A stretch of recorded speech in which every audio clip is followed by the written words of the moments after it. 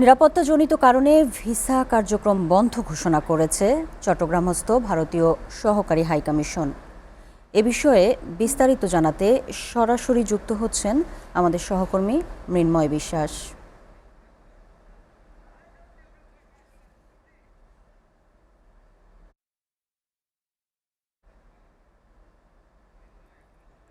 মৃন্ময়, আপনি কি শুনতে পাচ্ছেন? মৃন্ময়, দর্শক সংযুক্তির জন্য আমরা অপেক্ষা করছি।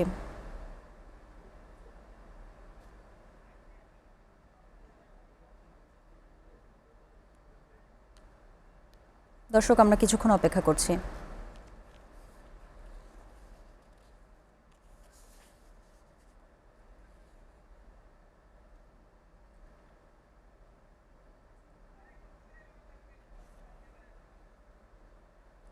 দর্শক সংযুক্তির জন্য আমরা অপেক্ষা করছি।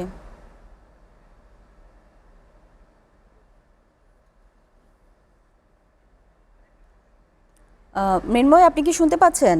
মৃন্ময়, আমরা জানি যে ভিসা কার্যক্রম বন্ধ ঘোষণা করা হয়েছে। এখন সেখানকার সর্বশেষ পরিস্থিতি কি?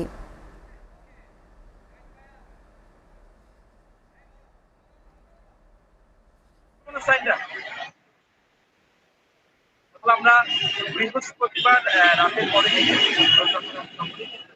একেবারে নিরাপত্তার মধ্য দিয়ে কিন্তু একেবারে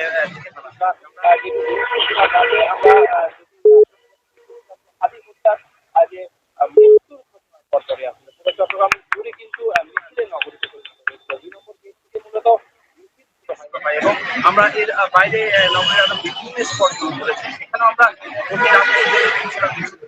এই সব মিছিলের একটি মিছিল আসলে মূলত ভারতীয় সরকারের হাই কমিশনের মাঠ এবং সেখানে কিন্তু প্রথমে একটি পক্ষ যারা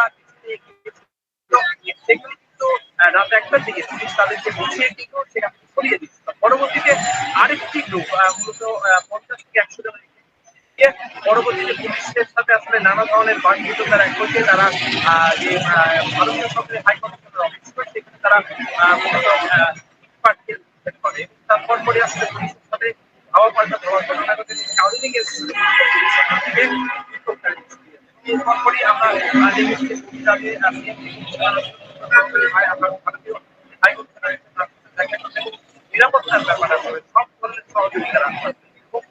আমরা গত দুদিন ধরে দেখেছি, আমরা দুপুরে যেমন আপনাদেরকে দেখেছিলাম যে সরকারি ভারতের হাই কমিশনের সামনে আসলে নিরাপত্তা পুলিশ থেকে শুরু করে সেনাবাহিনী সকল ধরনের আমরা দেখেছি। এর বাইরে কিন্তু নগরীর যেসব আসলে মৃন্ময়, আপনাকে ধন্যবাদ।